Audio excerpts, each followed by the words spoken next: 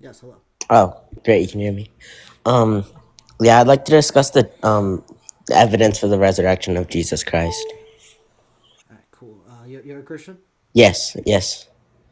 Awesome. How long have you been a Christian for? All my life, ever since I was like a young kid, I grew up Christian. I just always been Christian. All right. So what are your thoughts on how we can know the resurrection actually happened? Well, first thing I believe is that it's Christianity used to be like a faith kind of like everyone would bring up the word faith and stuff, but like people don't really use the like they don't really use faith anymore. So I believe one thing is faith. Another thing, there is evidence still. I don't believe there's no evidence. I just first believe there should be faith in the discussion too. But I also think that there is evidence for his resurrection. Like, first of all, the eyewitnesses' testimonies, the fact that we had perfect like apostolic succession throughout like the times of the saints, or we didn't have the technology, so God had to like intervene and give us apostolic succession to literally keep the word of God. That's the only reason we have the Bible and the authors to the Bible, because we didn't know who the authors were. The saints of the past had to keep the word alive, basically.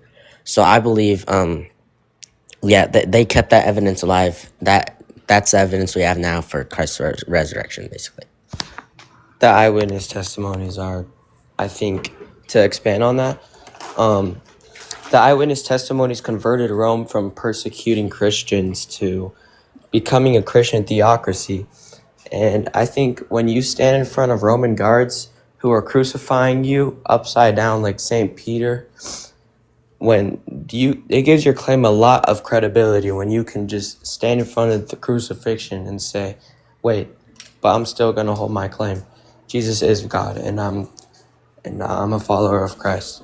But I think that's a lot of evidence for the resurrection of Christ. But I think a lot of historical accounts, including Flavius Josephus, Pliny the Younger, the Babylonian Talmud, Phlegon, Tacticus, and Suetonius. Um, I'm pretty sure I got all the names right.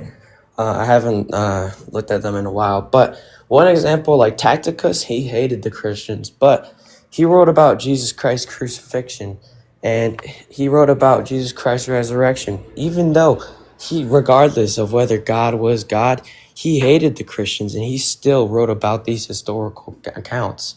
I don't think that this should be overlooked upon. I think this should be really you know, applied into evidence, because I think faith goes first. But for evidence, I mean, everything that brought about seems to be fitting for the resurrection of Jesus Christ. All right. So the first thing that you said is faith, and that you want that to be part of the conversation. Well, I'm just saying, like, Um. that's my first principle, but like I obviously believe in the evidence too.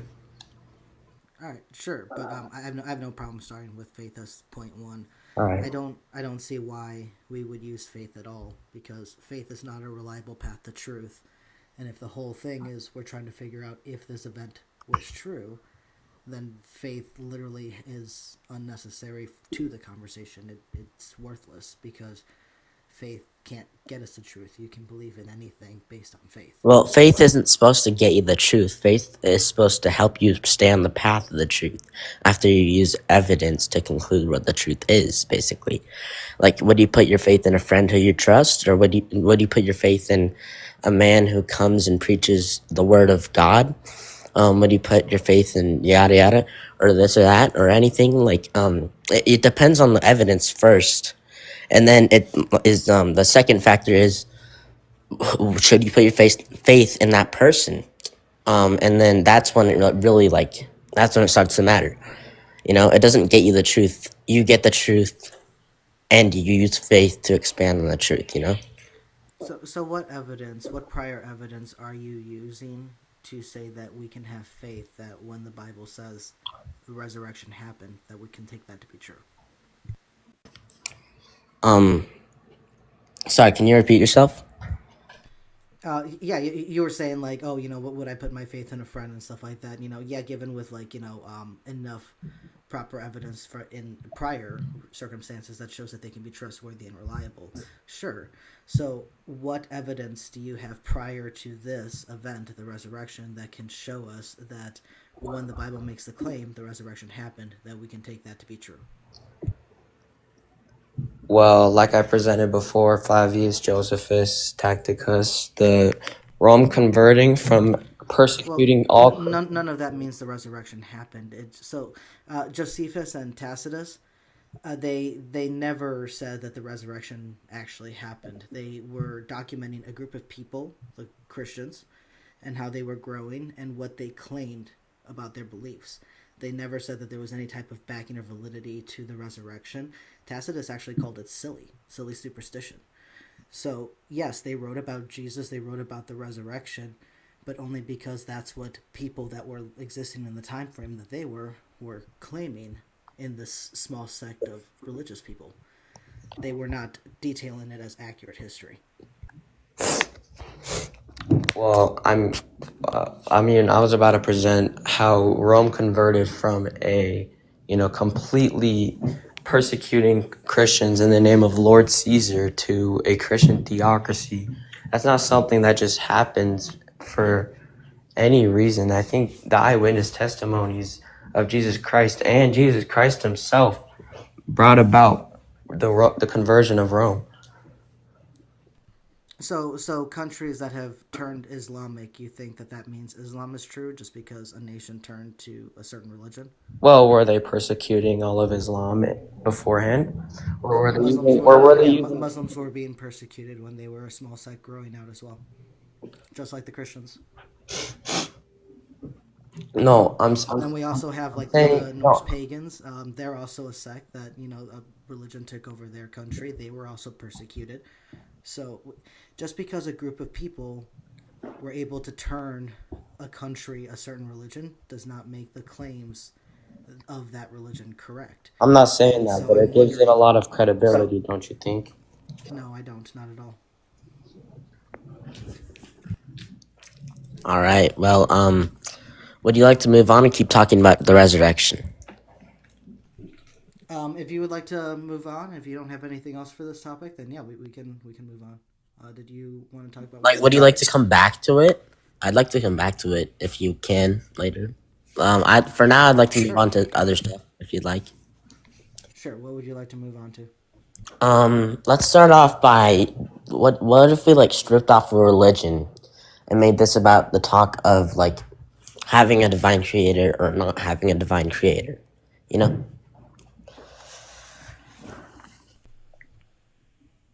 Um, sure. I don't really know how far that conversation will go, but if that's what you want to do, we can Oh, do that. not nothing about fine tuning. No, nothing about fine tuning. So, what do you mean by divine creator? What does that mean to you? Well, just like an infinite complexity of everything, an essence of an infinite complexity of everything, like love, knowledge. Just, it's self-sustaining. It's the first principle.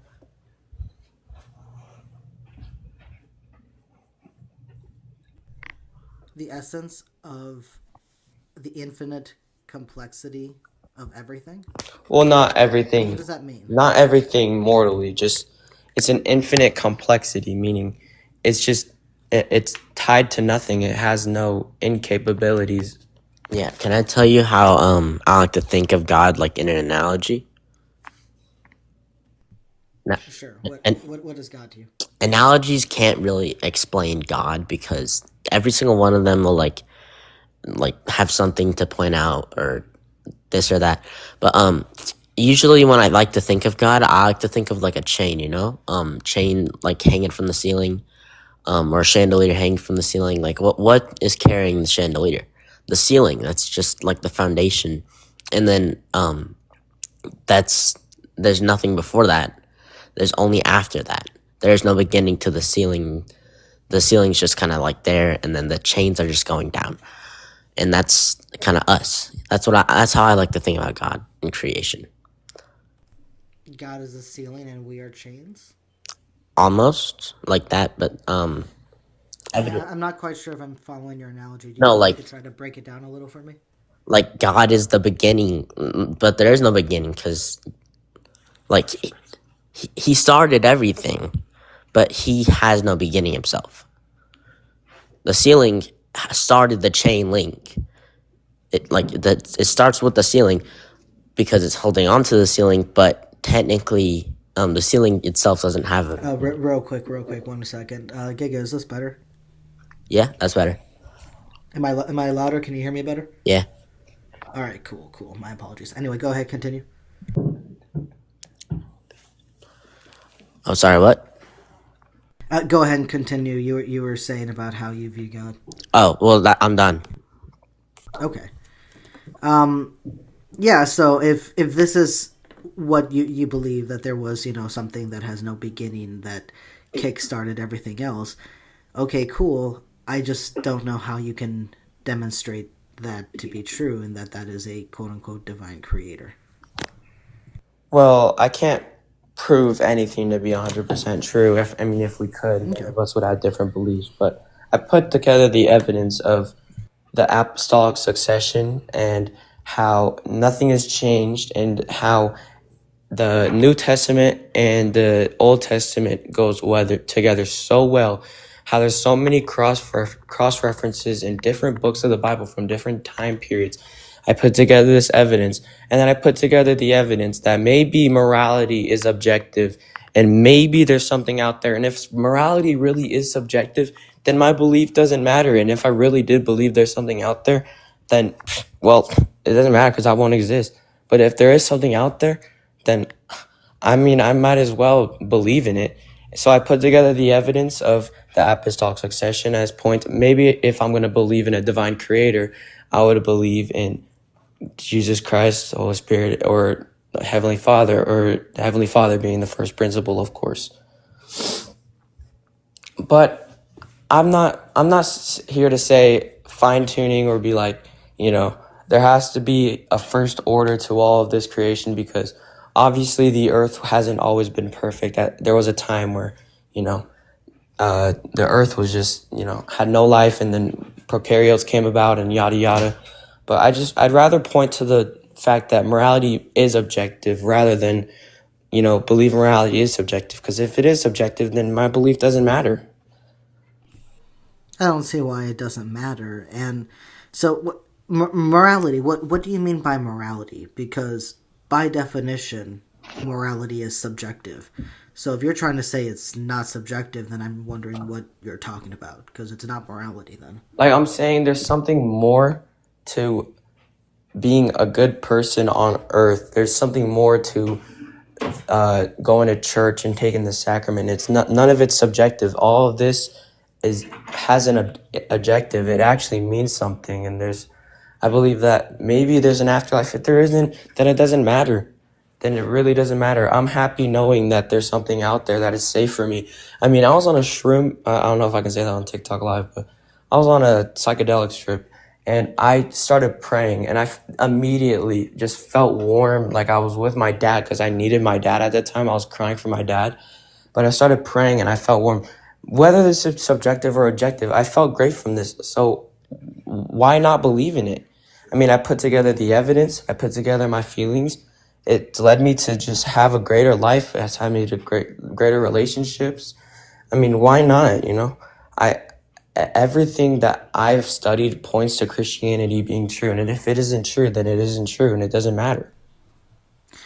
So I have a friend who took a similar experience as you did, and she had recently lost her grandfather, and she truly believes that in that experience that she was having, that her grandfather's spirit came to her and gave her a hug, and it really helped her move on. I saw how much it helped her, and that's great. I'm happy for her. Mm-hmm. But she would tell me that all the evidence that she's gathered throughout her life and all the things that she's experienced show her that some kind of form of Wicca magic and stuff like that is the truth and is the right path.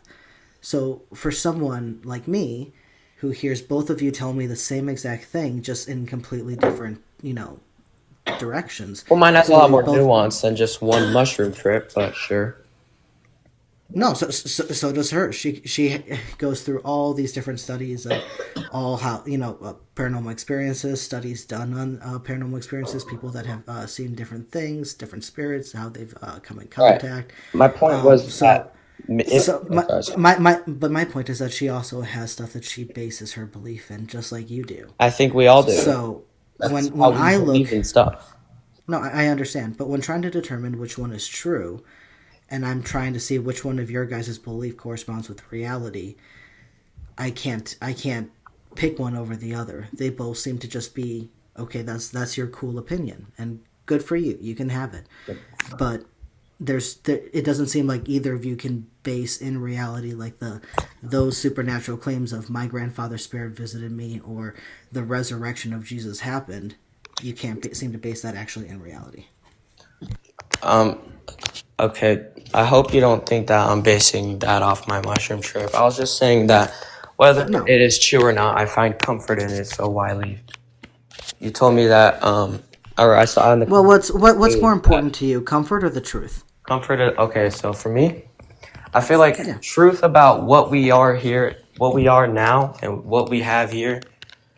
I mean, there's objective truth to it. There's objective truth that I'm standing, that I have a body, but there is an objective truth to whether morality is objective or not. That's why we all have these debates. I mean, human consciousness has expanded so much that they can articulate their own ideas to the point where we can settle our own differences, like you said, based on what evidence we perceive.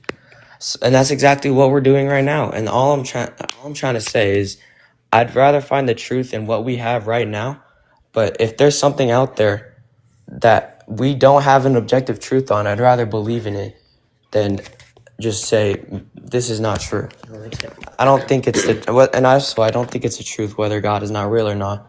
Because if it was an objective truth, we wouldn't be having this TikTok debate. All right. I think basically it's coming down to it sounds nice to you and you would rather believe it than it not be true. Well, it has a And lot if, more if and nuance. if Like that's I where you said want to before, I be, presented a bunch of evidence, but well, I agree that you presented evidence for the growth of the religion. I don't think that you presented any evidence for the actual evidence of Jesus Christ, which was the question. okay. Well, first of all, can I expand on what he's trying to say really quickly? Because Sure. right now, before we talk about more on Jesus Christ and all that, on Christianity and get into like the Trinity or anything like that, we're basically just going over first how like you get evidence like from science, from like nature, that God exists. Like, do you believe that you're just matter and energy that just somehow in this amazing probability, no, not even probability, possibility, that somehow you just came into existence without the ceiling, like I said, the ceiling which represented God earlier, with because like you can't see through the ceiling, you can't see the top, so you have no clue what's on top of the top of the ceiling is. That's heaven basically, and then we're here. So basically, what I'm trying to say is, if you believe that we're matter and energy, the possibility is even actually kind of like lower than if you believed like if you were created by some sort of creator. And then that's when the question of did Jesus Christ actually come as a divine creator to earth and like perform all these miracles and do all that? Is the evidence pointing to that he's trustworthy enough and that he is a reliable person? Because you have to pick like prophets to believe in religions, you know. You could pick Muhammad, you could pick anyone for your like reliability. That's why that discussion's important. But right now we're not discussing how, like, the reliability on Christianity. We're discussing the reliability of a God, like a creator. So here's the thing. I have no issue saying that it is possible that we have some kind of creator out there, but I still think that you are making a huge leap by saying one of the possible things that may have started our existence is some kind of creator, but all of a sudden you're jumping to it's a god. Well, I it's don't not a understand. God. I'm trying to say it's Jesus Christ because these eyewitness Okay, a specific god. well, these eyewitness testimonies are not citing that God is real. I pray to him. I saw him. All that because with Islam, I just looked it up and everything too, while my brother was talking to you. They did not present that they saw God. They just presented that what they believed was true. These eyewitness testimonies from Yeah, Rome, that's what the disciples did too. these eyewitness, They stated that what they believed was true, no, they that they believed that saw Jesus and Christ engaged with was God. actually God. Sure, That the human they was believed a reliable. thing. They Not like believed a not like thing. an essence or a spirit or something that they saw in a dream is reliable. They're presenting that a man was reliable and they took that to their death. I'm not these people who see something in their dream or have a like these pagans. I mean, they're all like Like Paul, who saw something in his brain. no. I'm not talking about the visions. I'm not talking about visions of the Bible. I'm talking about like No, you're so it's early bad when it's pagans in who had someone dreams. else's religion, but if it's in your own religion, you accept it. Huh? So if it's in someone else's religion, you don't accept it, but if it's in your own religion, you do accept it. Of- What about Joseph, who received revelation through an angel in his dream? Can we excuse that because it was just a dream? That's not the topic of discussion. I'm what? No, I'm saying that you can't bring up like, oh, the difference is because they actually believe that the man they met and saw and engaged with was God, and that's the difference between someone who just sees it in a dream. No, but Okay, Jesus was but the Bible is filled with people who crucified. saw That's the things in difference. dreams That and in Jesus was visions and an stuff like that existing too. man. Does that The mean that we can get pagans. rid of their testimonies as well? No. What I was trying to say earlier is that the pagans back then, who we know from mythology and believe in many weird Zeus and all that, some of them would have dreams about this. They were emotionally tied to this stuff. They would take it to their grave. And I fully agree on that. There's historical evidence to times like this where Islam or anyone that believed in these religions took it to their grave. But these people were testifying that a man who was crucified, who was real, was reliable, and was God himself. Now, the reason Yeah, I who are you believe talking about specifically? the Can reason can I you name believe them? these people, other than the Greek mythology people, is because those people saw that in some kind of, spiritual experience that they had. Not like a real spiritual experience, but something within the consciousness where they were emotionally tied to these gods and they took it to their graves. All that these apostles are saying is Jesus is God and that Jesus walked a man that God walked man on earth as flesh. The reason I trust these apostles more is because they're saying it's a man, a real man, not these Greek mythology people or Islam who are saying, oh, it's a great spirit. It's Allah. Allah is guiding me. No, they're saying that someone they met in real life is actually reliable. And that man was crucified. So here's the thing. I don't really care what someone says. I care what they can show to be true.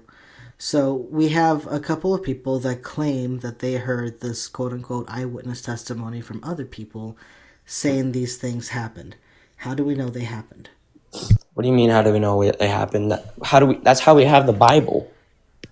You know that all these apostles were crucified. They testified about God. No, Regardless, no, not all of the apostles were not crucified. crucified. Persecuted. Sorry. Saint Peter, I meant, was crucified upside down because he believed Correct. he did not deserve the glory of God. I mean, Which is weird, right? That's if anything, he's trying to one up Jesus. It's like, oh, I can do it, and I'll do it upside down. Like that always struck me as weird. I don't deserve. I never He's saw saying he that as a doesn't humble deserve thing. I to always do saw it that the as a same way. prideful thing.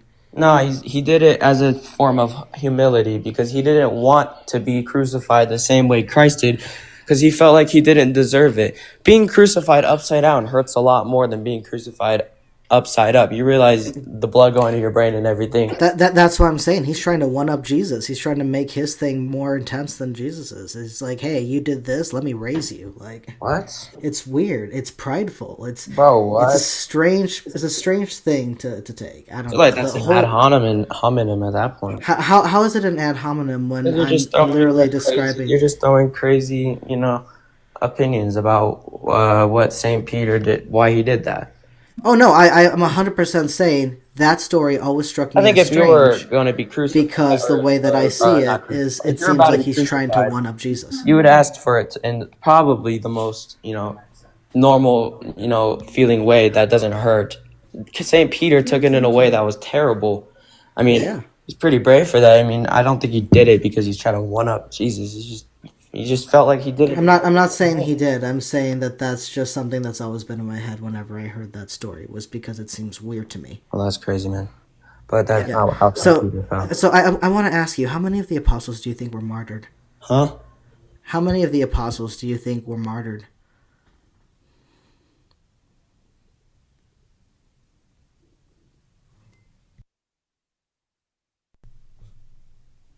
I don't know where our guest went.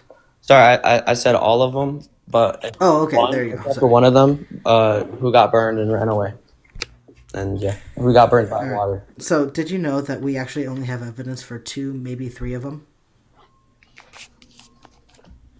Peter, Paul, sometimes maybe James, depending on what scholars you're looking at. But even like Christian scholars and Christian PhD holders like Sean McDowell, and there are Christian universities that will People show wrote that about the Saint Matthew, how he was hold burned on. at the stake. How the evidence that we have all these stories, but what we can actually validate, we can only actually show evidence for 2 to 3 of these martyr stories. The rest are simply just stories. What?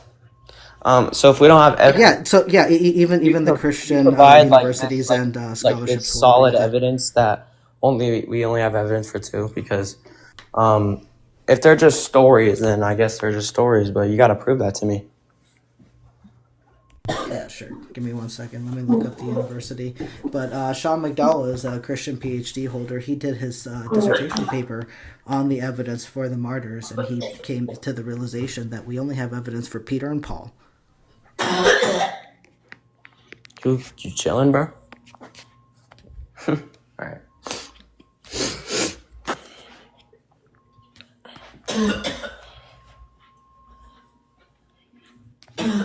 Everything okay over there?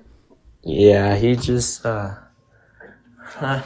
brother I might have another brother. He gets like I don't know if I can say it on live. My other brother indulges in that green stuff. No, I trust me. I know a fellow herb cougher when I hear one. Oh yeah. I used to, but I felt like I just did it too much and it made my, tolerance. I was just going insane, bro. Yeah, so go ahead and check out biola.edu. Did the apostles really die as martyrs for their faith? And you'll read the introduction to the paper that'll show you the evidence that we What is actually it called don't again? have the I evidence write for it that. down in my notes. Yeah, did the apostles really die as martyrs for their faith? No, At but biola.edu. I love that. All right, appreciate it. For sure. You have a great day, bro, and You as well, man. I hope that you and your brother have a good rest of your day. all right, you see you. Good night. Take care.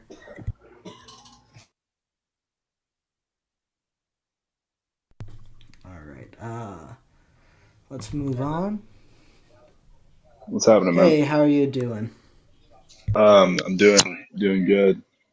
Good. Are you a Christian? Yeah, very much so. Awesome. How long have you been a Christian for? Whole life. Well, I say whole life. It was Catholicism and then Christianity. Okay, so you separate the two? I mean they are separated, but yeah. Okay, I know some people some people look at them as the same, which I don't think that's a big deal at all. I just know that I've been to Christian churches and I've been to Catholic churches or Catholic mass, and they're 2 different things. No, I feel you. You're more on the Protestant side then? Yeah, absolutely. Do you tend to lean more towards a certain denomination, or are you like non-denominational? I think I used to lean. It's hard to explain, man. I just kind of lost touch with the church only because I started to witness what seemed to be social clubs forming inside the church, instead of going to church and doing what we're supposed to be doing and worshiping. It soon turned into social clubs and people showing up just for a social status, right? So No, I I can decided I completely didn't. Yeah, understand where you're coming from on that. Yeah, I I've just decided. experienced a couple churches like that as well in my time. Yeah, it left a bad taste in my mouth, and I think from that point on, it was just kind of like I know for a fact I can have my own relationship with God, um, on my own for sure. And then when you're talking to other people that have that same, not maybe not that same mindset, but when you're talking to other Christians or Catholics, you kind of share ideas and stuff, and grows your faith a little bit. I just don't believe in. I don't want to surround myself in fake, fake stuff. If that makes sense.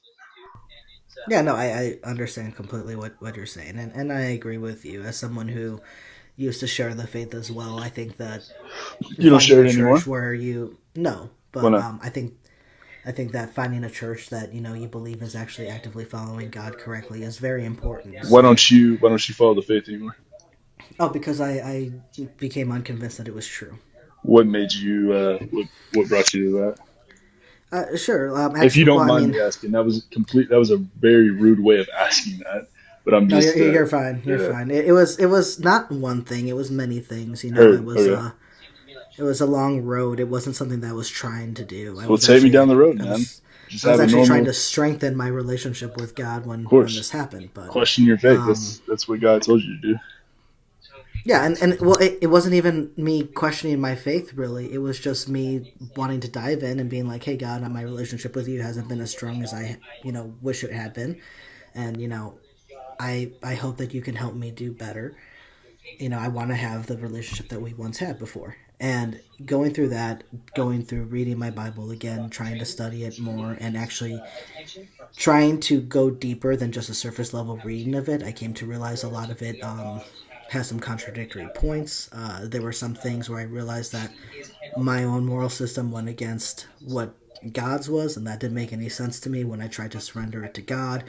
There, were still some problems. I You came said to the the Bible had realization, contradictory points. Not to interrupt you. I'm sorry. yeah, Uh, yeah, so and just then to I came point. to the Go ahead. Go ahead. Go ahead. I'm sorry. I'm sorry. yeah, and I think one of the biggest things was realizing that faith itself is not a reliable path to truth, and if I'm supposed to, a big chunk of what I believe and why is reliant on faith, and that suddenly wasn't a valid reason, then I had to rebuild that foundation, because as even the Bible says, if you're on a shaky foundation, you're not standing. 100%. Yeah, actually that's a really good call out. But faith isn't just faith is believing in something even if you don't really believe in it. Faith is just having it's almost like a trust, right? It's going, okay, all Right. right, man. So Mm-hmm. I'm getting told all this information. It sounds really cool, right? I'm just kind of speaking from a perspective like maybe like let's just say someone's gone to church for the very first time. They're hearing all this good stuff, right? Because that's how they explain it, right? When you first go, it's all good things, right? All good things. Um, and you're just kind of in this mindset of, okay, well this just is, right? It just is. Whatever they're saying, it just is, right? And that's kind of where I was at, and I never really felt. I'd look around the church, man, and I'd see people like doing the whole like Holy Ghost shake and stuff. They're putting their hands up in the air, and I'm like, what are you doing? I'm not getting that same vibe at all, like at all. I don't know what y'all are. Yeah, I can speak in tongues and stuff. I don't know what that means, and that's the craziest thing to me. In the Bible, it says if you speak tongues, you have to be able to translate to at least one person. And if you ask a person to translate when they speak in tongues, they'll tell you that you're like arguing against their religion, that you're making a mockery of their religion, which I find extremely bizarre. Um, Yeah, I've noticed that in some churches and it's just visited man, and many it's more as happened. I'm well. not That saying it's not a thing. I'm sure maybe I'm sure because I'm a Christian. I'm sure it's happened at some point in time. But every time that I've had it happen near me, and I've asked them to translate, they can't do it, and then they look at me like I'm trying to make a fool of them, and that's not the case. I'm going off of what the Bible says, right? Yeah, no, I agree with you there. I've been to churches where I've heard, someone speak in tongues and, Strange, like in man. It's front of the strange. church, the congregation, which, like, cool, sure, I get it. But, the moment I ask, like, anyone afterwards, like, now what was she saying? What was, What was he no one saying? knows, Who man. was And who was the translator that translated this, like, like the Bible nowhere to says? be And found. everyone's like, Nowhere to be well, found. you're the atheist. You can't ask us these questions. It'd be like, well, that's what your book is requiring, and I'm just saying it's kind of weird that you don't have it. But they've done studies on speaking in tongues and stuff like that. It's called glassolalia, Oh, there's a I name for it? believe. Yeah, let me look it up so I can actually pronounce it correctly. Yeah, for It's sure. called glossolalia, I believe. Let's see.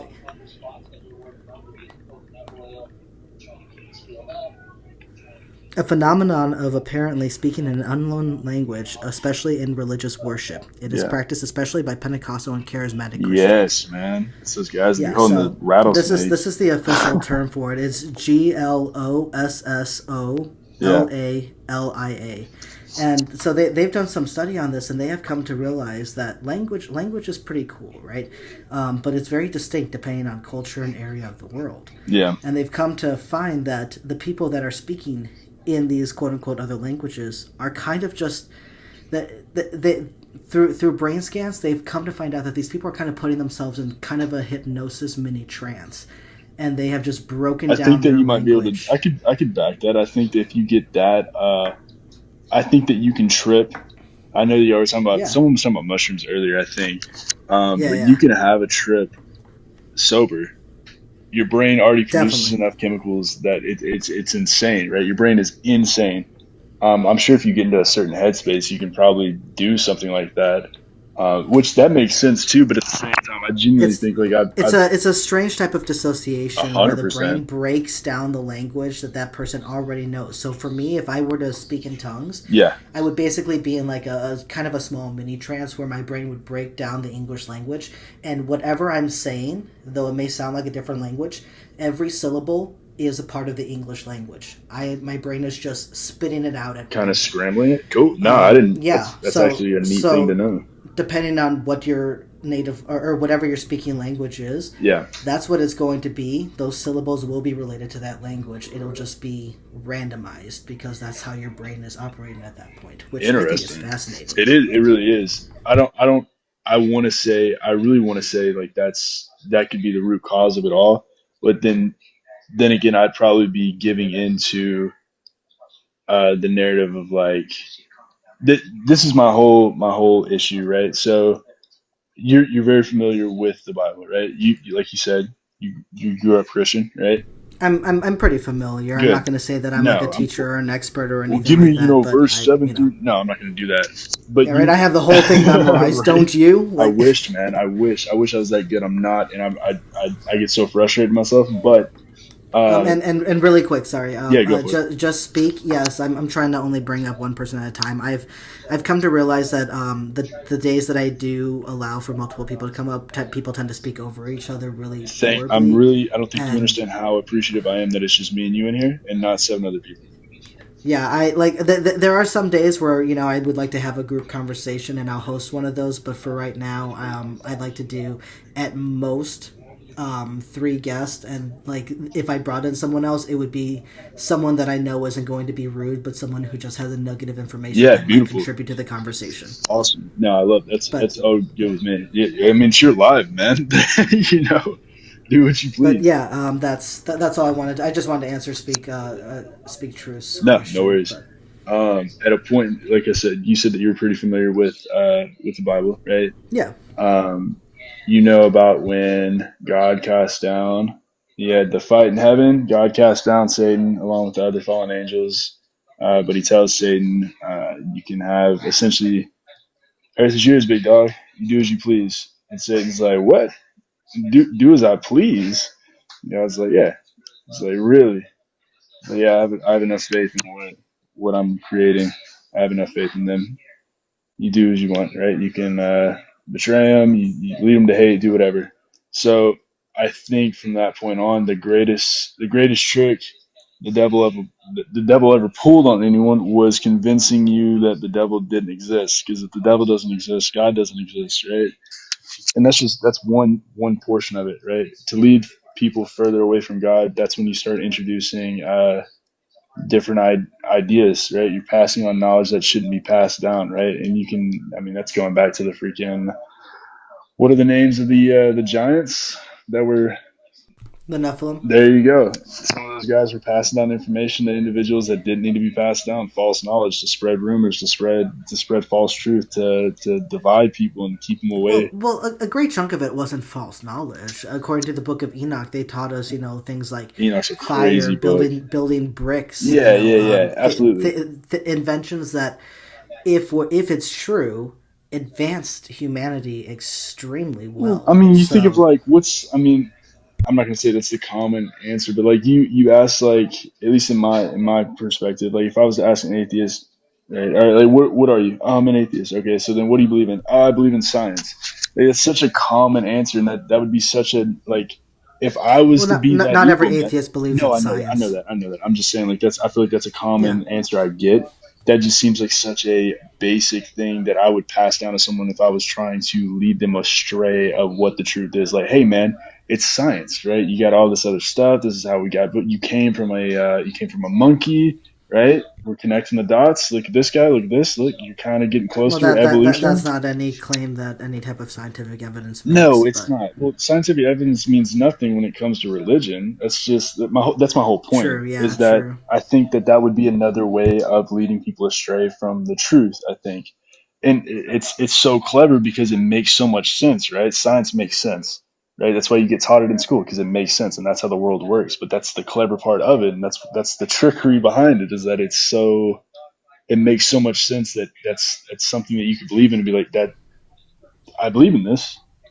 But So because something makes sense and is supported by other facts of reality, facts that you were that's how we know told, it's a deception? facts that you were told by another individual that was then passed down from another individual. And I know it sounds like I'm contradicting myself, But because that's like you religion. can go study it and do it yourself. You're absolutely right. You can. That's my, again, man. I don't There's see my how you can do bugaboo. that with like a god, though. No. That's my bugaboo. But you said something earlier that I thought was very interesting. What's up? You and I've heard it before. You said, like, I think that the greatest trick the devil ever pulled was trying to convince people that he didn't exist. That he didn't exist. Yeah. So I've heard that for years, right? But there was one time I was listening to a scary story podcast, right? I know. Oh, Lord, man. Yeah, I love them. But I love listening to them, and I work third shift, so Yeah, it no, just makes it even better. But there was a story that I was listening to that was called "The Devil's Greatest Trick," and I was like, "All right, let's see what this is." And it was a conversation basically between the devil and a preacher. Basically, the preacher had fallen short and was being judged at the end of his life, and realizing he wasn't going to make it into heaven. Right. But the thing that we find out in this story is that the greatest trick that the devil ever pulled was actually creating works of literature like the Bible, like the Quran, because according to the story, God created his creation, this world, and wanted to have a relationship with humanity. And it was I don't mean to basically cut you off. Basically a bet gone wrong. I don't mean to the cut devil you was off. able to Your introduce... comment section is like cooking me right now. They hate me. These guys hate me. They're going off. Some dude just called me a narcissist. I haven't paid attention to the comments. Yeah, they hate me. I find it best. I find it best to just ignore them. There's some people in there that hate me as well, and you know what? Their opinion of me is none of my business. As long as no one is like threatening you, like threatening to hurt you, then Someone said, "I'm gonna spit in Keith's mouth and tell him how good of a boy he is." That's what someone said. I'm just kidding. I'm just kidding, man. I'm just gonna bring some light to the top. All right, I'm listening. No, it's all good. But basically that the devil was able to add one element to God's creation through basically this loss of a bet, and the devil put in works of literature for different religions and caused division amongst God's people to where they turned on each other, and it was, well, my God says this, and that the devil got to watch as God saw his creation that he wanted to have a relationship with turn on each other, turn on him, and turn on everything else, Right. because of things like the Bible, things like the Quran, things like other religious texts that were brought in. And I thought that was a very interesting perspective, because who's to say that maybe there isn't a God or a devil, and that the devil played a trick by saying it wasn't to convince people that I didn't exist. It was to convince people that they had a specific God, and they have this specific literature that shows them that connection to that God, and therefore cause the divisiveness among mankind. And I thought that was a very interesting perspective, and I think that would make a lot more sense to me than the latter. Sure, man. Yeah, to each their own. I'm not gonna argue that it does make sense. If you think that makes more sense than the other one, then yeah, by all means. I'm not gonna tell you you're wrong at all. That's the beauty of being human and having your own conscience, right? And having free will to think on your own. That's the beauty in the whole thing. And I just think it's an interesting perspective, but like I said, it's not something that I'm gonna claim is true. For sure, man. But like, do you not see, like, just in your everyday life, like, I mean, not just even on social media, or like just I'm not going to say mainstream news, because that's all sorts of toxic, and that's evil kind of in itself. But like, you see the stuff that's happening in the world, man, and do you not see, like, stuff is connecting? The stuff that's that's prophesized in the Bible is connecting. There's like, the dots are connecting. Can you give me a couple examples? I mean, look at the war in the Middle East, right? I mean, I know for a fact, like, you could say it's been happening for a long time, right? But like, it's getting to a point now to where it's pretty crazy. Like, it's insane over there, right? And how does that give any validity to the prophecies in the Bible? Well, they talk about the war in the Middle East, and that I don't want to say this on a live because I will get bashed. I will, and I can't. I can. I don't want to say it. I don't feel comfortable saying it on your live. I just don't want that many people going insane. I just know that there's a certain group of people, and that's their land. And what's happening right now is happening. Right, Euphrates River is consistently drying up. It's been drying up for a while, but it's still drying up. Right, it's getting to that point. You got all the talks of war. Right, it's not just over there. You got Russia going crazy. You get the United States going a little hazy because we don't know what we're doing. Just a lot of different stuff, man. And it's if you pay attention, I don't see how any of that though shows biblical prophecy, because prophecies for prophecies to be counted as valid, they need to come true, they need to be specific, and they need to fill. Well, part of that stuff is coming true, though. That's the thing. To say that when this book was written, the quote unquote world was the Middle East. Someone said it makes absolute sense for them to say in the future there's going to be wars. In the future, this river that we all know is going to dry up. In the future, this we're going to have plagues and pestilence and stuff. Well, you get that, man. All of these quote unquote prophecies is kind of like a no shit Sherlock type of moment. No, that's they're not true. They're not prophecies. There's stuff that could. Not like there's stuff that we could avoid all that stuff if we did certain things, but that's not the case. Like, there's definitely chances that we could have avoided certain wars, but we didn't, and there's a reason why. It was supposed to happen. God, so like God wanted things like World War II and the Holocaust to happen. God allowed that to happen. Yeah, you don't think so? But did God want it to happen? Was it supposed to happen? I don't think. I think it was. I think it was supposed to happen. I think it was supposed to happen. Why would God? Because God is all knowing. Put it as a necessary part of His plan, something like the Holocaust. I think of it as like the snowball effect or the domino effect. One thing leads to another. So let's say, what would happen if, let's say, the Holocaust didn't happen? Right? Then what? Where do you think the world? We'd be in a completely different world for sure, right? I'm sure that, but we would have one less atrocity in the world. 100%, absolutely. Absolutely, I'm not denying that, but I'm saying. So why was the Holocaust necessary, though? There's no way for me. Why was it necessary? That's a very crazy question to ask an individual who's just a human being. I don't know, man. I'm 23 years old and I live in Texas. I'm just living life trying to survive. But do you not believe that? I believe that everything happens for a reason. So you believe that God wanted the Holocaust to happen for a reason? I think it was a necessary thing in order to, make whatever plan happen. That's how I look at it. Is it Do you sad? really? Absolutely. I mean, I had Do you family. You know, think that there is no other way that God could have achieved what he wanted I'm not without going the to Holocaust? question the creator, man. That's kind of a bold thing to do, especially as something. I feel like that's just being scared to answer the question. No, not I at all. think because if you say no, then you're going against God. If you say yes, then you make yourself sound like a No, terrible I don't want you person. to think that you're putting me in like Um, I'm contradicting myself. I'm just not going to question the guy that gave me life, man, and gave me everything around me. That's all it is. I'm not going to question well, that. I have no but reason to why not? question it. Because I have no right to question it. I have Why not? zero right to do that. Why would I Why question not? my own God? Because if they're doing things that I you think you're recognize okay. as Wait, you've wrong, you've played then why Sims, would you right? not question it? You've played Sims before, right? Sure. Everyone's played Sims, right? Actually, have you actually played Sims? I've dabbled a bit. My Okay, girlfriend plays it. I've played a there you little go. bit on Okay. her computer, So but I'm not like a gamer, like a nerd at it, right? But I'm just saying, like in Sims, man, like you control these people, right? hmm You're essentially God in the game. Now imagine the freaking Sim just stops playing the game. He's like, yeah, I'm not doing what you want me to do, man. I'm not doing it. Now you have zero if control over it. if the sim was aware and was sentient and stuff, then I Yeah, think the sim has every right to be like, no, why are you making me do that? yeah, but you gave it life It has though, so every right you're to question me. So not what? at all. So what? So who cares if I gave it life? Why does that mean I get to hurt it? Why does that mean I No, you're get to not. It's not unnecessarily throw hurting its it. life away? Man. God doesn't want to. You know this, man. You know it. You're purposely being obtuse. You know it. I know you know it. You do.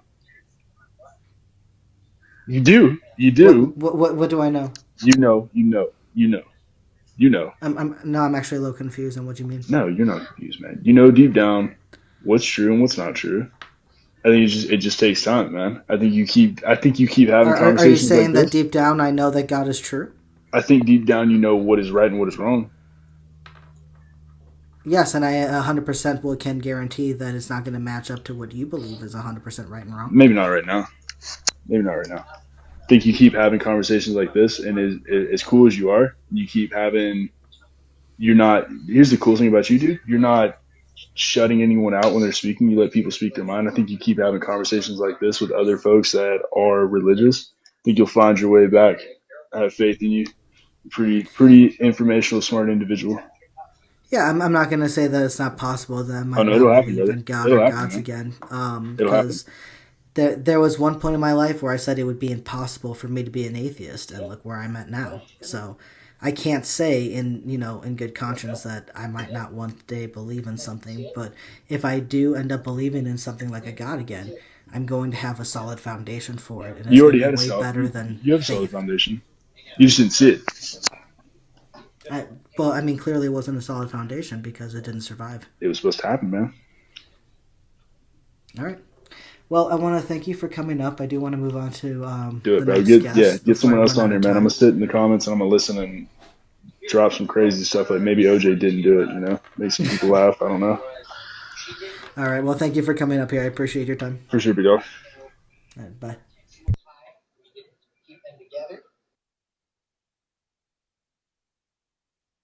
All right. We have algebra next, and then just speak truth is going to be after that. Let's see. Real quick, everyone. Thank you for being here. I appreciate your time, staying, listening, engaging in the comments, and being in the queue and stuff. It really means a lot to me. If you can, please follow my backup TikTok. It's at atheist preacher instead of atheistic preacher. My YouTube is the atheistic preacher. I post my lives. I'm gonna post a couple other things too, some book reviews. Take requests for what books to read next, things like that. Go through the Bible chapter by chapter, things like that. I have planned, and all that good stuff. So, thank you guys. I appreciate you being here, and let's see.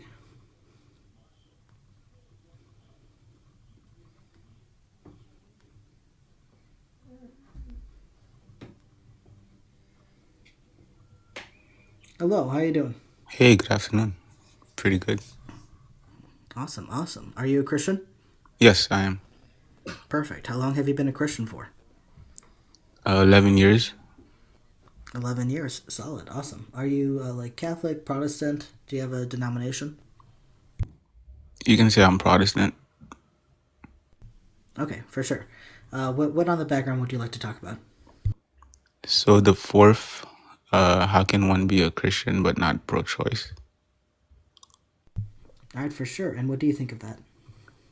So if we look at the history of sort of like fighting for human rights, Christians propose that the imago Dei in a human being is what's worth protection, where some people were not treated as human beings, and I say that this is a similar problem where Christians are on the right side of history in this. It will only take time to show that, and by every metric we can use, it's not permissible for us to delete unborn, pretty much. Okay. So the reason I bring this up, or I have this question, is I know that not every Christian holds this position, but I know majority do. Do you believe that God has gifted us free will? I mean, yeah, he has. Okay, I disagree. I think the Bible is very clear that we don't have free will. But I understand that that might not be everyone's position. So I think that if you believe God does give free will to people, then what you should do is you should warn against abortion and severely try to convince people not to have them. But you should do nothing to prevent them making their own free will choice to do it if they actually want to.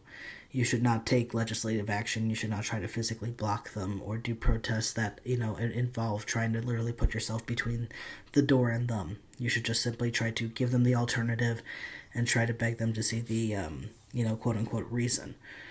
So I think that if you believe that God gifted free will, that this would be the approach that a Christian should take, and not trying to do anything that would actually prevent someone from making a free will choice. I also think that it would be very strange to take a pro-life position and saying you can't have abortions or be an abolitionist if you're a Christian, because I don't think that you can say that the Bible supports God consistently respecting and wanting the life of quote-unquote innocent children to not be harmed, because we can see multiple times where God commands or himself does the deletion of children, and not in the nicest ways. So we see things where God clearly doesn't respect the life or the quote-unquote right to life that babies, the unborn, and children have. And then my last point is, if we look at passages like Numbers 5, we see that at the very least there seems to be some kind of ritual where it would create an unfaithful woman to become barren. And if she was in fact pregnant at the time that she took this ritual and then became barren, that would then common sense show us that a miscarriage happened, which would be an abortion, which at the very least you could say that abortion should happen for those pregnancies that happen outside of the marriage. Well, I can So start with the do you last. understand where I'm coming from? Yes, I can start with the last one. I think only one translation has it, like even referencing sort of like miscarriage. But what you said before, barren womb, seems to be the more likely explanation. That if a woman was an adulteress, she would become barren. So it's not the deletion of a life in that case. Well, But we know how conception works, right? When the sperm meets the egg, I think you and I would both agree that the life starts then, right? yes, I'm glad we both agree That on that. and so that can happen anywhere between an hour to 6 days since the actual the actual sex happened. So when the passage talks about the man's jealousy being the only grounds needed for him to bring his wife to get her to have this ritual, it doesn't specify the time period. It just, if he gets jealous at any point, at any time. So if conception happened, if the sperm met the egg and she was indeed unfaithful and there was a pregnancy and this curse caused her to become barren, that means that the pregnancy that was there at that time would have to be terminated. Sure, you're saying like if that's a big if though. The text itself, Yeah. that's the argument that I have. The text itself doesn't actually say that. No, I'm not saying that the text says that. I'm saying that what we know of biology and the reality of life is that it is possible that some of these women that were taken to do this ritual were already pregnant. And if the curse does work, where they become barren, then that would logically conclude the loss of the pregnancy by termination. So the one verse, to address like some of the other points regarding like if God says anything about this particular subject, I will bring up Exodus 21 verses 22 to 25 for you. That is when you look at the Hebrew, it's clearly regarding causing a woman to miscarriage by hitting her. Yeah, I think that's a very good passage to bring up.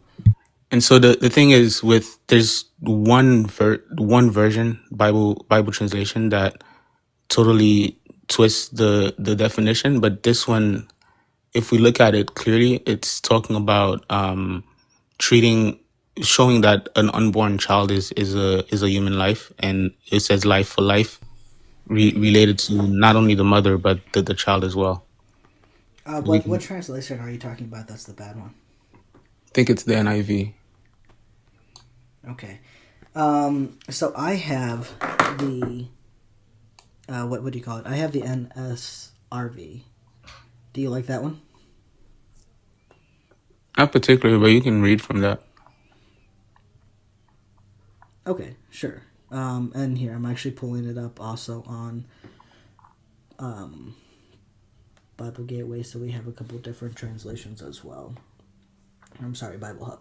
So the translation that I have, starting in verse 22, says, "When people who are fighting injure a pregnant woman so that there is a miscarriage, but yet no further harm follows, the one responsible shall be fined what the woman's husband demands, paying as much as the judges determine. If any harm follows, then you shall give life for life, eye for eye, tooth for tooth, hand for hand, foot for foot, burn for burn, wound for wound, and stripe for stripe." These passages, these verses are clearly showing the difference of value between an unborn and a person that is already born. Because it is saying that if a pregnant woman is injured and there is a miscarriage, but no further harm follows, it's just a fine.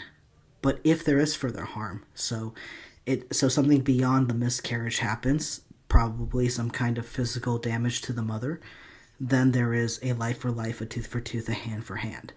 So there is more of a consequence for hurting the pregnant woman and hurting her than there is for causing the miscarriage of the unborn.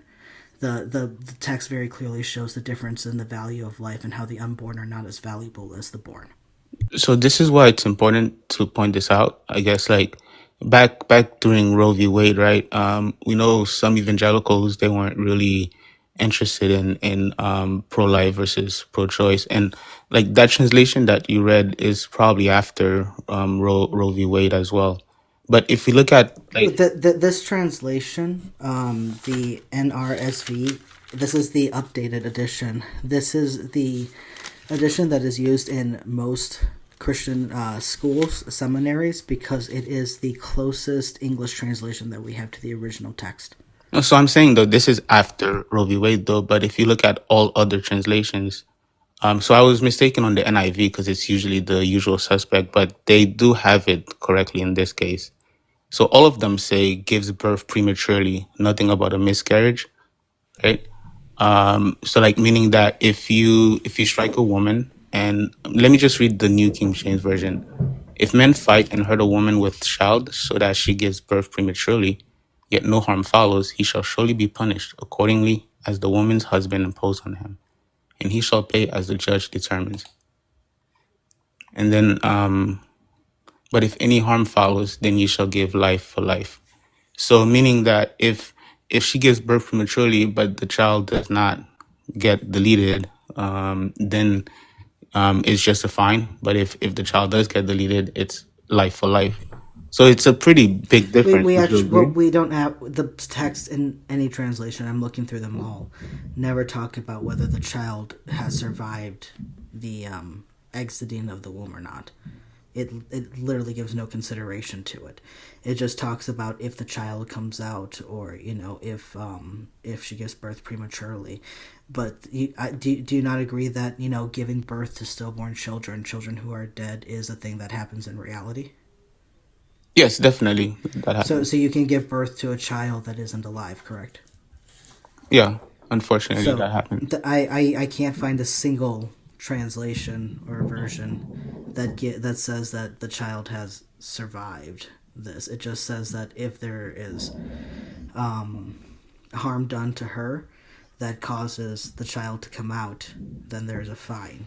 But I don't think that we can say from this text for a fact one way or the other. But I do think that we can take a look at the difference between the value of what happens when it's just the fetus we're talking about versus the already born woman. Okay, we can move on, but I just wanted to show you that the translations are different, and people who tend to use this for in support of abortion usually is just quoting one or two translations out of the many, and we can do this in different I, languages as I well. So, understand that. Yeah, I understand that. I'm looking at all of them, but I can understand why, maybe if you're just looking at one translation, you would want to look at more. but I'll also But point to like the I think it's the Didache or something like that that directly says you cannot unalive your offspring in the womb. So that's the earliest Christian teaching on that.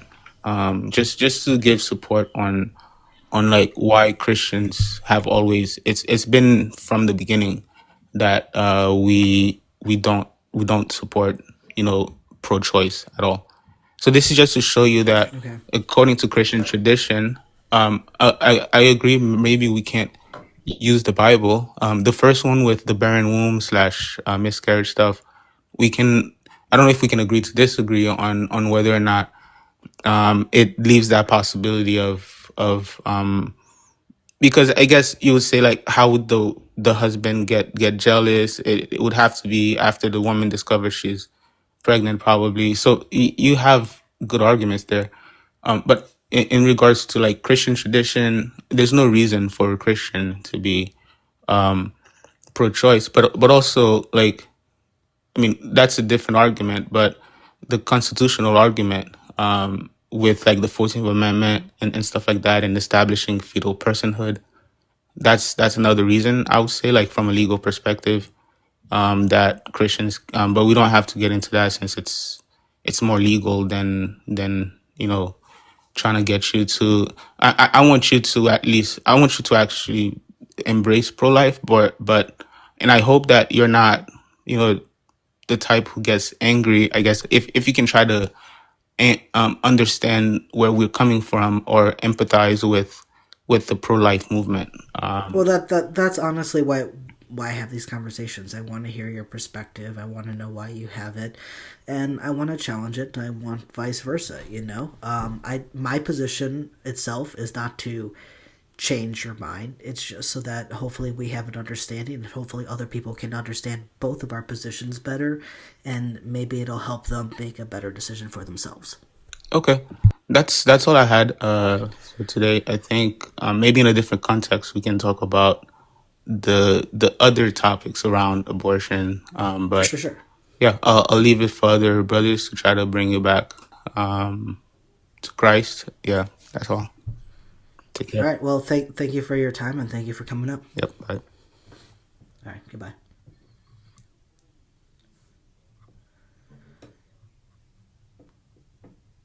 All right. All right.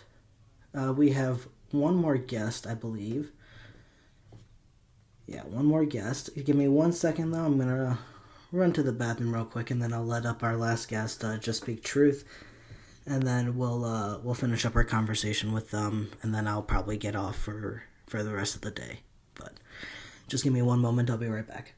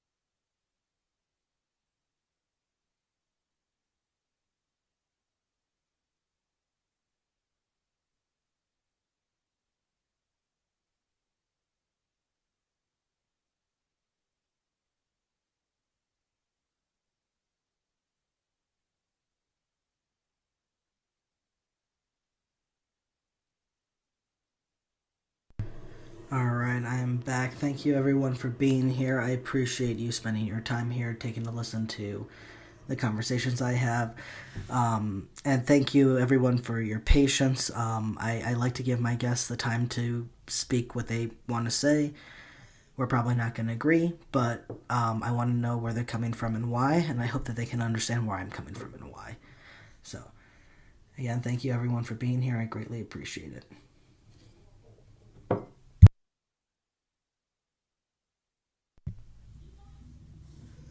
Hello, how are you doing?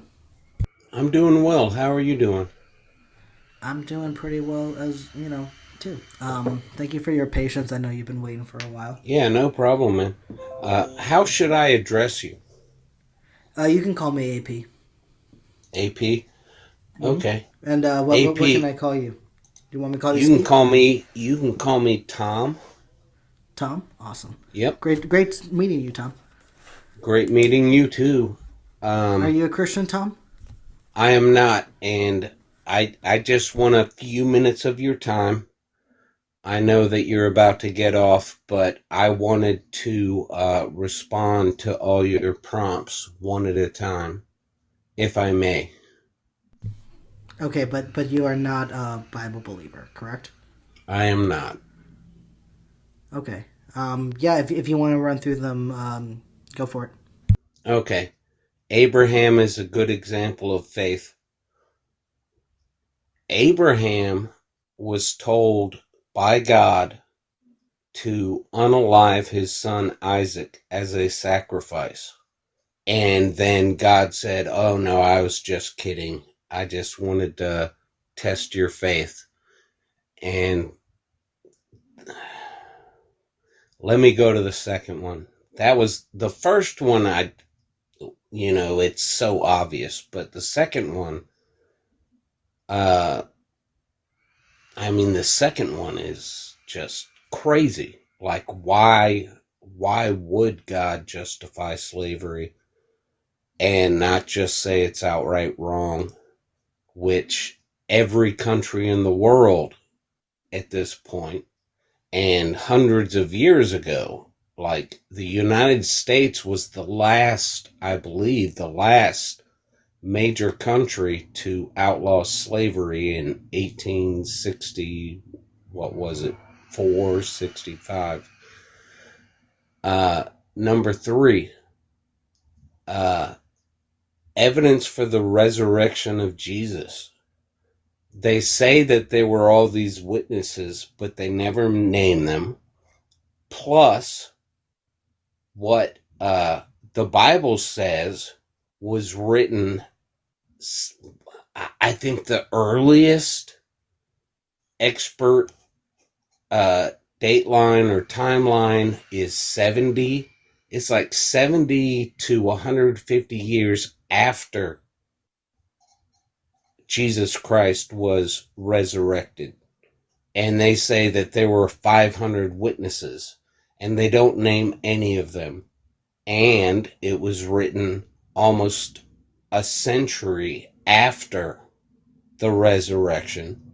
You would think that somebody would have written at that time the evidence. They would have provided the witnesses. They would have said, this person said that, this person said that. Honestly, number three is the easiest one. But number four, how can you be a Christian but not pro-choice? The flood. Everybody talks about the flood. It's in the Bible. People want to lean on the Bible for all of their evidence. And I actually debated somebody in the comments about this. How many children and pregnant women were unalive during the flood? And you want to say that he's pro-choice? He tried to eliminate every single living person on the planet. And you can't tell me that didn't imply that children and pregnant women were unalived with all of the rest of them. He wanted to restart the population, restart humanity with Noah and his children. And it just doesn't make sense. None of it makes sense. And that's why I wanted to come up and say that. I'd be happy to talk to you more, but if you want to drop me down and bring somebody else up, that's fine, because I know that you want opposition, but I am not opposition. Yeah, I will be letting you drop back down, but I do want to thank you for your time, and even though you're not a believer, I did mean what I said, that I want my guests to have the moment to say what they want to say, and have their position be heard. Before you drop me down, is there anything you wanted to comment on my responses to your prompts? Is there anything you wanted to say about any of those four that I said? Do you disagree or anything like that? I think that we agree pretty solidly on most of them. I agree that the issue with testing Abraham's faith is kind of strange for a God that's supposed to already know that information, and then also testing it in such a way that, according to every other Christian, he would never ask again. Right, because God knows all, so he should have known that Abraham was faithful. And Abraham, exactly. And Abraham I think, is sorry. I think that, and what's wild to me is, if I was Abraham, and I know that I can't, speak for someone else or whatever, but I would think that if I was Abraham and I knew that God was, the Almighty, and had chosen me to father a nation for him and all this stuff, and he told me, I want you to delete your own child in sacrifice formation to me, then I think that the appropriate action would be, my God would not want me to actually do this, and so therefore I will not do this. I will make my own altar and I will worship God the appropriate way that he has set forward. I will pick, the perfect spotless lamb, and I will, prepare it the way that I'm supposed to, and I'll sacrifice the way that I'm supposed to my God, because my God would never tell me to delete a child like that. And I think that shows a great deal of faith as well. But yet, for some reason, whenever I bring that up to Christians, they're like, nah, that can't show faith. Showing faith is taking a knife to your child, Yeah, so, yeah, I agree. So, and like you said, all the Christians I've spoken to who believe in the Bible have said that God denounced human sacrifice, and yet he did that. Yeah, I think there are multiple places in the Bible where we can find where God accepts human sacrifice. Yes, but they're not ready for that conversation. Right, exactly. This is like what I just said. Like, you denounce human sacrifice, and yet God told Abraham to sacrifice his firstborn son, Isaac, and you can't go to the next step because they don't have an answer for that. If they believe in the Bible, then you can't take the next step.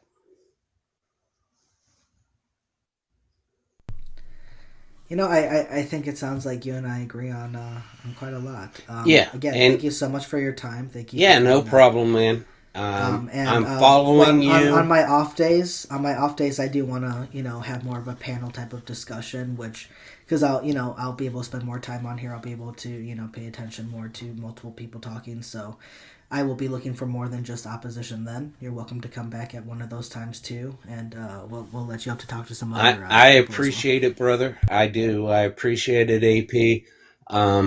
And yeah, I think, having a panel that can discuss, and well, the key is to be respectful and not overtalk people. And I know you have to have moderators and a bunch of people, and you try to mute somebody on the panel and they unmute themselves and keep arguing. And I know it's a hassle.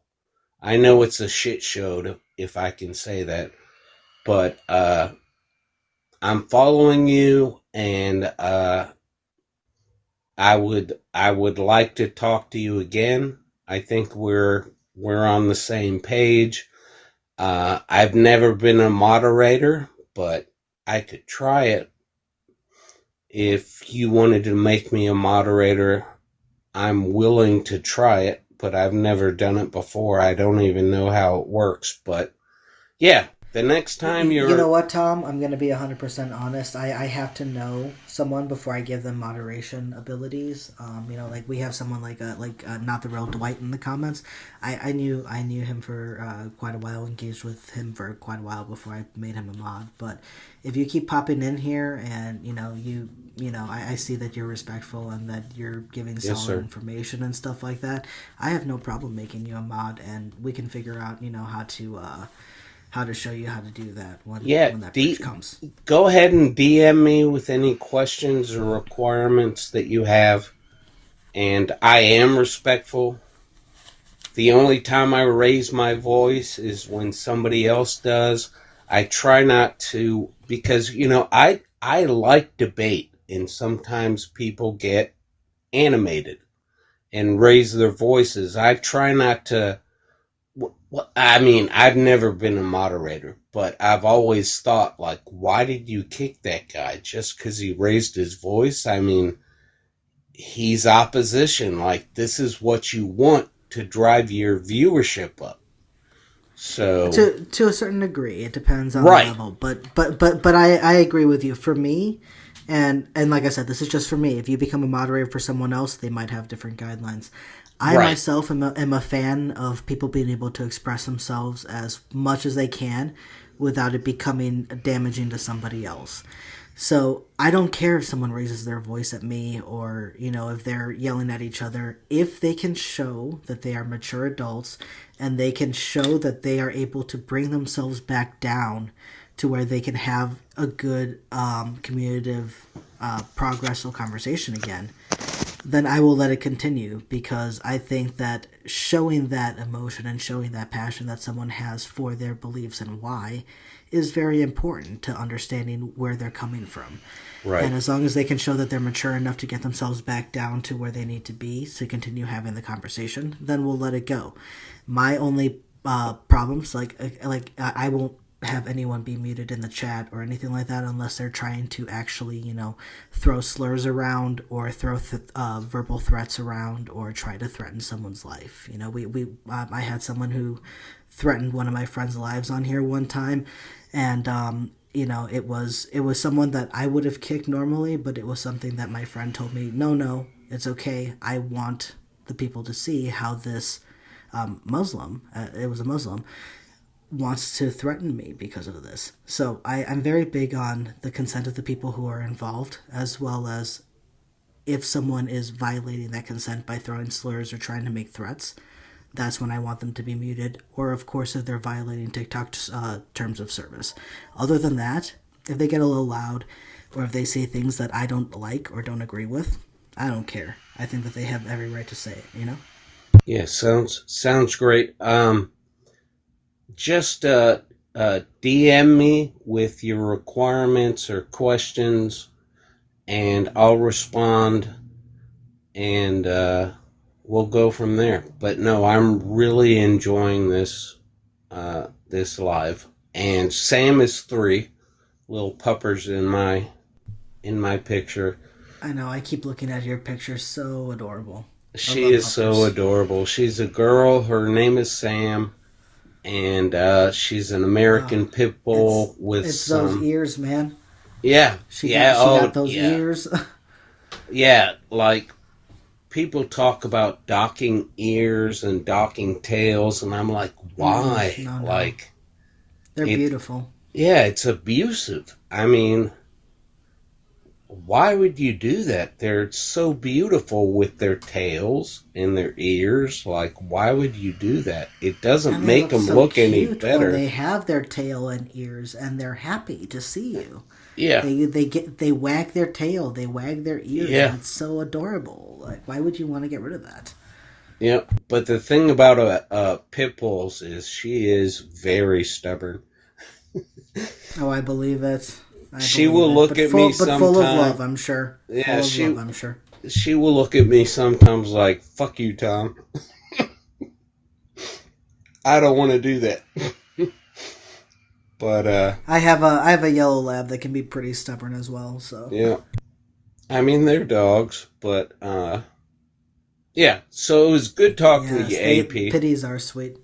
Yeah, Yeah. Thanks, Tom. Thank you for being here. I hope to see more of you in my future lives. I'm trying to be on here at least once a day. On Sundays, Mondays, and Tuesdays, I'm off. So those days will kind of change, but they'll be longer lives. I'm hoping to at least have, a good, 4 or 5 hour live tomorrow. And hopefully have some, a flow of conversation of maybe like 4 or 5 people, I don't want to fill it Yeah. up to where there's 9 people trying to talk over each Yeah. other, but I think if we can get a good selection of 4 or 5 people, some Christian, some not, to discuss these different topics, as long as everyone's respectful and chill, I think we can have some great conversation. Yeah, brother. Just, like I said, DM me and we'll go from there.